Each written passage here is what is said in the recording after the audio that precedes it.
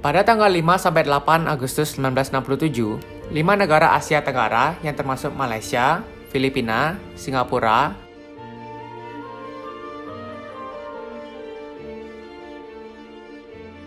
Thailand, dan Indonesia yang diwakilkan oleh Menteri Luar Negeri pada saat itu yaitu Adam Malik, mengadakan pertemuan di Bangkok, Thailand.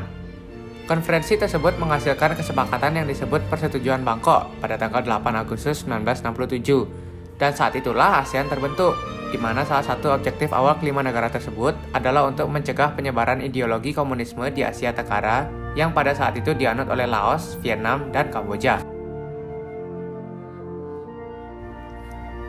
Association of Southeast Asian Nations yang disingkat menjadi ASEAN dapat diartikan sebagai Perhimpunan Bangsa-Bangsa Asia Tenggara. Organisasi ini memiliki sebuah moto yaitu One Vision, One Identity, One Community yang bermaksud satu misi yaitu kerjasama saling membantu dalam bidang ekonomi, pendidikan, dan sosial budaya, satu identitas yaitu satu kawasan Asia Tenggara, dan satu komunitas yaitu sesama anggota ASEAN.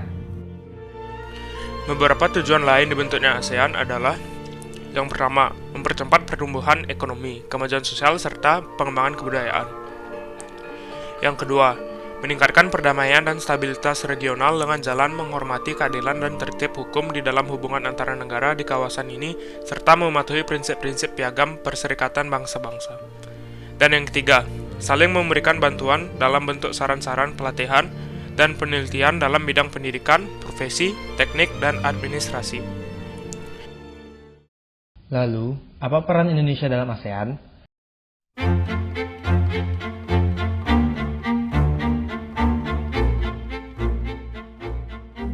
Yang pertama, menjadi negara pembentuk ASEAN.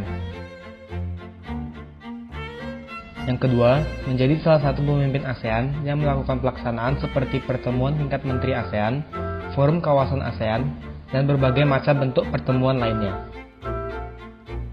Yang ketiga, menjadi tuan rumah dalam pelaksanaan konferensi tingkat tinggi ASEAN. Salah satunya menjadi tuan rumah KTT ASEAN pertama di Bali pada tahun 1976. Yang keempat, mendorong terbentuknya pasar ekonomi ASEAN atau ASEAN Economic Community yang disingkat sebagai AEC. Yang kelima, menjadi sebuah negara yang menciptakan perdamaian di dalam wilayah Asia Tenggara. Contoh paling dini adalah konflik di Myanmar, yang melibatkan Kepala Negara Myanmar Aung San Suu Kyi dan Kepala Militer Myanmar, yang sebagaimana Indonesia menghimbau agar Myanmar menggunakan prinsip-prinsip yang terkandung di ASEAN dan mendesak Myanmar agar menahan diri dan mengedepankan pendekatan dialog dalam mencari jalan keluar dari berbagai tantangan dan permasalahan yang ada sehingga situasi tidak semakin memburuk. Nah, sekarang kalian udah lebih tahu tentang ASEAN kan? Dan peran penting Indonesia di dalamnya. Jangan lupa ya, nanti Miss Maya nanya, awas bingung loh. Sekian dari kami, sampai jumpa.